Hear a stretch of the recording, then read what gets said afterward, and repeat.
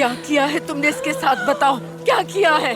खामोश हो जाओ, मैंने कुछ भी नहीं किया इसके साथ। आसिया, तुम क्या कर रही हो यहाँ? मैं अच्छी तरह जानती हूँ कि पूरे इस्कंदरिया में फितना फैलाना काम है तुम्हारा।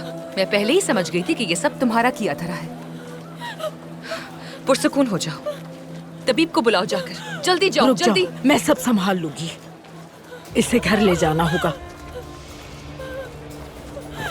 आराम से, हिम्मत रखो।